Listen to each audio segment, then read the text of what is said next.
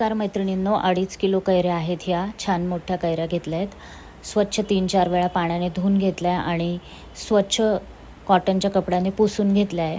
नंतर ह्या पुसल्यानंतर याप्रमाणे माझ्या मिस्टरांनी फोडून दिला आहे. आमच्याकडे हे फोडणीचा कोयता आहे असा कैरी फोडायचा, तर त्याच्याने फोडून दिल्या आहे. आणि त्यानंतर मी एक चादर टाकली स्वच्छ आणि त्याच्यावर ह्या फोडी 1 तासासाठी पसरवून घेतलेल्या आहेत. जोपर्यंत कैरी कापली जाते तोपर्यंत मी मसाला करून घेतलेला आहे. तर तो कसा करायचा तो जरा बघूया आपण. तोपर्यंत हे कैरी फोडतील. तर याप्रमाणे जो छोटे छोटे पार्ट आहेत ते तिथंच बाजूला करतायत, म्हणजे जेणेकरून कैरीमध्ये जायला नको आहेत, म्हणजे ती ओली होणार नाही आणि कोरडी राहील. तर आता पसरवून घेतलेलं आहे सगळ्या. पिवळी मोहरीची डाळ आणली आहे 300 ग्रॅम. 100 ग्रॅमचे 3 पॅकेट्स आणले. त्यातले 2 पॅकेट्स मी थोडे जाडबारीक दळून घेतले मिक्सरमध्ये. आणि मीठ मी भाजून घेत आहे, म्हणजे त्यात ओलसरपणा जो आहे मिठाचा तो निघून जाईल. आता त्याच कढईत मी जी डाळ आपण बारीक करून घेतली होती 200 ग्रॅम, म्हणजे 2 पॅकेट्स, पिवळी डाळ आणायची आहे छान, ती थोडी भाजून घ्यायची आहे. त्याच्यात थोडंसं तेल टाकायचं आहे आणि हळूहळू थोडी लालसर भाजून घेतलेली आहे तिला. आपल्याला हा चमचा जो आहे पॅचूला तो हलवत राहायचा आहे, म्हणजे ती खाली लागायला नको. आणि याप्रमाणे लालसर अशी भाजून घ्यायची आहे तिला. तिचा रंग छान होतो. आपल्याला पिवळीच डाळ आणायची आहे, तिची टेस्ट छान येते. लालसर डाळ आणू नका. तेल तुम्ही कुठलंही वापरू शकता, तसं काही नाही आहे. इथे मी काढून घेतले आणि आता मी काय केलं आहे, कढई बदलावून घेतली. जाड बुडाची कढई घेतली आता आणि त्याच्यात जी मोहरीची डाळ होती जी आपण दळलेली नाही आहे, 100 ग्रॅम वेगळी काढलेली, तर ती आता भाजून घेत आहे लालसर. ही हाताने पटकन चुरगळली गेली म्हणजे भाजलेली आहे. तर आता ही लालसर डाळ पण काढून घेतली आहे. ऑलरेडी मीठ पण त्याच्यात भाजलेलं टाकलेलं आहे. आता कढईत तेल तापत ठेवले आहे आणि थोडा धूर निघाला की समजायचं की तेल तापलेलं आहे. हात वरती न्यायचा, आपल्याला कळतं. आता हे हिंग आहे 2 पोह्याचे चमचे भर मिरे आणि लवंगा घेतल्या आहे आणि दालचिनीचे 4-5 तुकडे असे जाड बारीक वाटून घ्यायचे आहे. बडीशोप पण 2 चमचे घेतले, ती पण जाड बारीक वाटून घ्यायची आहे. मेथी दाणे घेतले 2 चमचे, ते तेलात टाकले आहेत. त्यांना लाल करून घ्यायचं आहे, लालसर होईपर्यंत ते फ्राय करायचे आहेत. आणि नंतर हिंग टाकायचं आहे त्यात. हिंग टाकल्यानंतर आपण जे मिरे, लवंग, बडीशोप आणि दालचिनी थोडे जाड बारीक केले होते ते टाकून घ्यायचे आहे. सुगंध खूप सुंदर येतो, खूपच. हे बघा, खूप छान येतो सुगंध.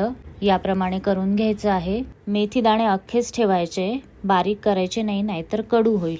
मी इथे 1 वाटी तिखट घेतलंय आणि 1 चमचा हळद घेतलेली आहे. तुम्हाला किती तिखट हवं त्यानुसार तुम्ही घ्या. आता तेलात मी तिखटही टाकलेलं आहे आणि गॅस बंद आहे. आता हे जे आहे आपण ह्या भांड्यात टाकून देणार आहे, ज्याच्यात आपण डाळी टाकली आहे मोहरीची आणि मीठ टाकलं आहे.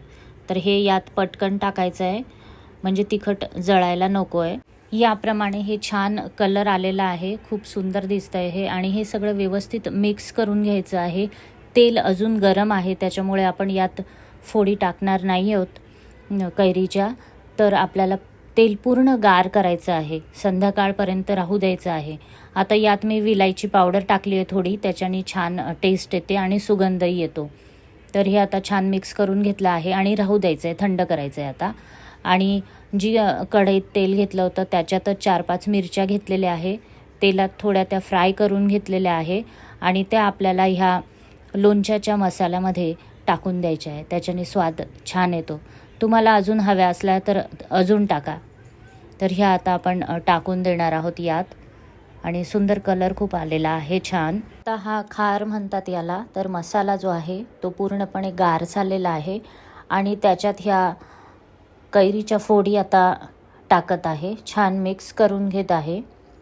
रंग खूपच सुंदर लाल आलेला आहे, कारण ही मी तिखट आणि लाल मिरची निवडलेली आहे.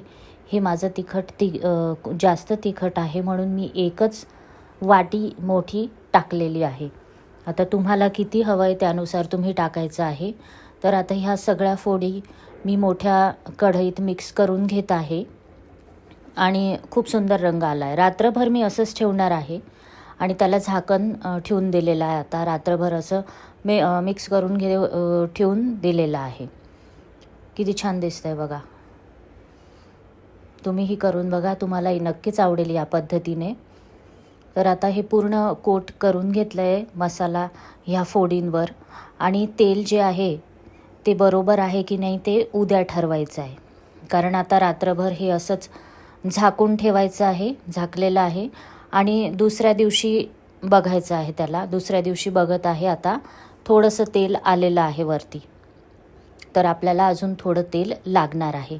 तर आधी हे सगळं लोणचं बरणीमध्ये भरून घ्यायचं आहे. मी इथे काचीच्याच बरण्या वापरल्या आहे आणि खूप गच्च तेल अजून खालीच आहे. आपल्याला एक बोट तेल वरती हवं लोणच्याचं, इतकं तेल आपल्याला हवं आहे. म्हणून मी काय केलं आहे, आता तेल तापत ठेवलेलं आहे, त्याच्यात थोडंसं हिंग टाकलं आहे आणि पूर्ण गार करून घेतलेलं आहे तेल, आणि बरणीमध्ये सगळ्या पुन्हा ओतलेलं आहे आणि छान लोणचं हे हलवून घेतलेलं आहे.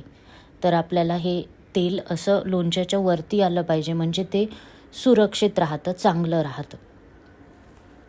याप्रमाणे फोडींच्या वरती तेल आहे असंच पाहिजे, म्हणजे लोणचं छान राहतं. आणि थंड ठिकाणी स्टोअर करा. आता तिसऱ्या दिवशी मी झाकण काढलं आहे. तिसऱ्या दिवशी आपण बघूया.